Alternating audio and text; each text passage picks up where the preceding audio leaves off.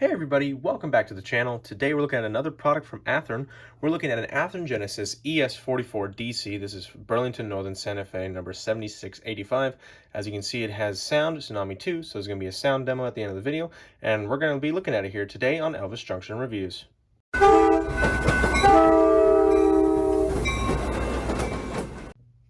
And now onto some history. Now, considering I've already reviewed two other Gevos from Athearn's Genesis line, it's pretty much the same story as in those videos. The Gevo was designed to comply with the EPA's tier emission standards of the time, and they proved to be extremely reliable, also extremely versatile, and pretty much every Class 1 railroad owns Gevos. Now, in terms of our Gevo here, BNSF 7685, she was built in March of 2005, and as you see, she was painted in BNSF's H2 scheme. Now, apart from receiving PTC in the mid-2010s, she has remained the same and is still in active service. Now, in terms of that paint scheme, the H2, it was mostly common on the Dash 9s and the AC44s, as well as the SD70 Max and a few SD60Ms. But on a Gevo, it's really uncommon. Only a select amount of BNSF's Gevos were painted in the H2 scheme. Most of them ended up being painted in the H3 scheme, which basically gets rid of a lot of the yellow, and the logo is changed out for what BNSF calls their swoosh logo. But it still looks very pretty in this H2 scheme nonetheless. All right, so now let's get into some detail, starting with the front. Alrighty, so we're currently looking at the front of the locomotive, and we're going to start at the top and work our way down to the bottom, as we always do. Starting at the top here, we have a little orange grab iron just above the right number board. Speaking of the number boards, they're right here, and unfortunately they do not light up when the locomotive is in motion. We have two orange grab irons, one right here and one right here. And on the windshield, you can see the separately applied windshield wipers, two on either windshield. Down on the nose, if we focus on the nose here, you can see the middle grab irons right here and right here. We also have our sand filler hatches, one right there and another right here. And we have grab irons right here that are on the angled part of the nose. Here is our forward mounted headlight right here on the front of the nose, which does operate when the locomotive is in motion. Grab irons that work their way from the top of the nose down to the walkway.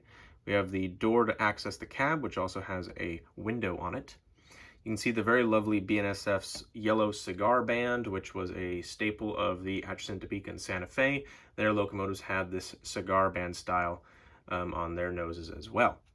You can see the handrails on the top of the walkway here, along with the ditch lights right here. They do operate when the locomotive is going forward. Down here we have a coupler cut bar, which goes the width of the locomotive here. You can see it has white handles right here. A rubber MU hose right here, and there's a little socket for an MU cable. We have our coupler here, as well as an air brake hose, three MU cables on either side of the plow, and as you can see, the plow right here has holes so that the MU cables can go through it, and you can see the little extensions of the steps on either side of the locomotive right there. And there are these little plaques on either side of the walkway, or the steps right there. All right, so now let's look at the rear of the locomotive. Looking at the rear of the locomotive, you will notice a very, very glaring difference between this Gevo and the NS Gevo I previously reviewed. The headlight is down here as opposed to up here on the locomotive. BNSF, I'm pretty sure, was the only railroad to do this. What their belief is in this, I'm not exactly sure, but it still looks pretty interesting regardless. At the top here, you can see the sand filler hatch right here for the rear. Two grab irons, one right here and one right here. And they border this lovely H2 style Burlington Northern and Santa Fe Railroad logo right there, which is very nice. There are two white vertical grab irons, one right here and one right here. Two grab irons right here and one right there. You can see how the cigar band wraps around the locomotive's body. Here's our walkway handrails as well, and it's the same on the rear as opposed to a snowplow. We have our coupler cut bar, two white grab irons right there, MU hose, MU socket, three MU cables on either side of the coupler. We have our air hose. Here's our knuckle coupler right here. And we have our spare knuckles. This one is for the front, and this one here indicated for the end of the train. And you can see those safety plaques again, right there and right there. And there is the walkway light. And then I just noticed them. You can see the numbers right here, 7685. All right, so now let's look at some side detail. Alrighty, so we're looking at the conductor's side of the locomotive. Here is an F to indicate this is the front of the locomotive, and as you can see, we have our steps right here. ES44DC, this locomotive, basically, it essentially means Evolution Series 4400 horsepower, and this locomotive uses direct current as opposed to alternating current or AC traction, like the ES44AC Canadian Pacific locomotive that we reviewed in the past. You can see a little safety plaque right here, and there's the cigar band, once again wrapping around the nose of the locomotive. Here is our number, 7685, and you can see the cab, you can sort of see the cab interior, but the windows are kind of blurred out. Here's the sunshade just above. We have our lovely E-bell right here attached to the fuel tank. Here's the very lovely truck detail, as you can see. They may look like they roll, but no, these end caps do not roll, unfortunately. That is a Genesis 2.0 feature. And as we move the locomotive along, you can see all the electrical boxes as well. Here's our lovely giant fuel tank right here, and the very lovely yellow H2 BNSF logo. And you can see our lovely horn right up here, as well as these grab irons that lead from the walkway up to where the exhaust port and the horn are. This was a staple of early Gevos. A lot of later Gevo variants did not have these handrails. These grab irons. As we move along, you can see the jack pad. I just mentioned that, as well as the sill stripes right here, yellow and white. Here is the exhaust area right here, along with all the lovely grates. Not see-through, but that's okay. And you can see the very ominous silver brake wheel, which is very nice indeed. It's pretty much the same on the other side, minus the handrails and the big electrical box there on the other side. But we do have a little door right here to access the electrical area of the locomotive.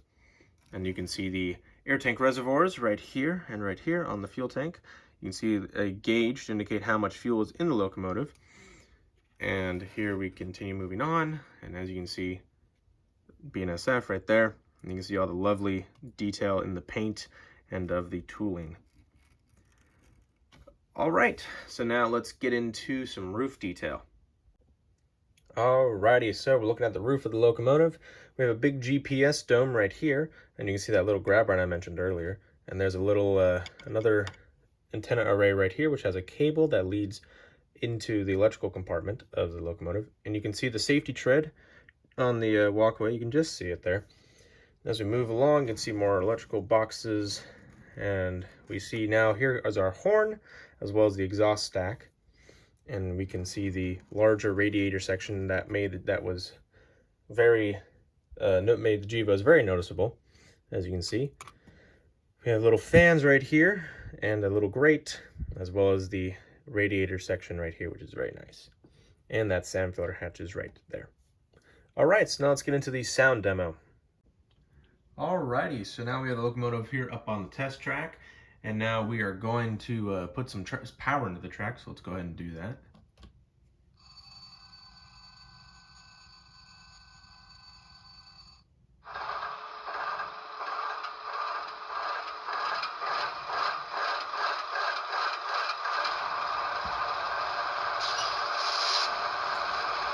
Alright, so you just heard the startup sequence, so let's go ahead and turn on the main headlight, which is F0. There it is, you can see it on.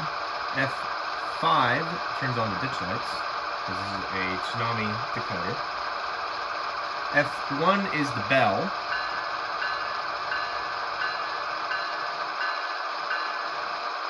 F2 is a longhorn.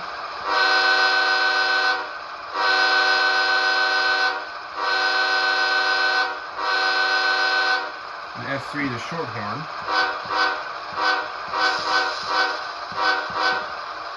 That's that. F4, I believe, is the dynamic brakes squeal.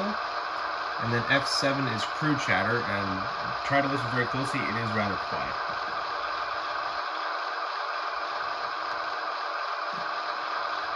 Let's see here. I don't know if you can hear it, but I can just barely hear it, which is sad. And if I hit F8, that just turns all the sound off of the locomotive. Alright, so let's throw into reverse, and we'll actually track the locomotive here as it goes. So let's throw into reverse here, throw on that bell, and start to move.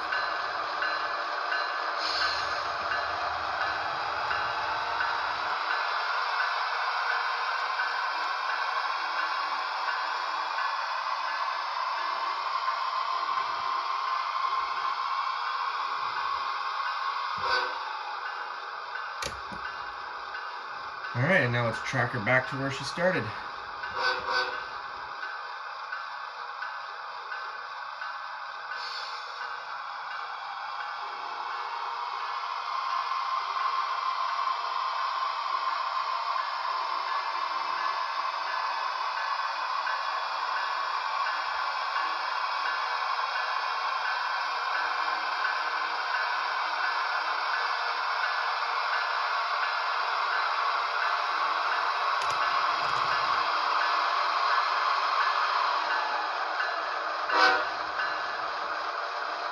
Alrighty, so let's go ahead and turn off the ditch lights, turn off the main headlight, and now let's throw her actually into brake. And now let's get on to my final thoughts.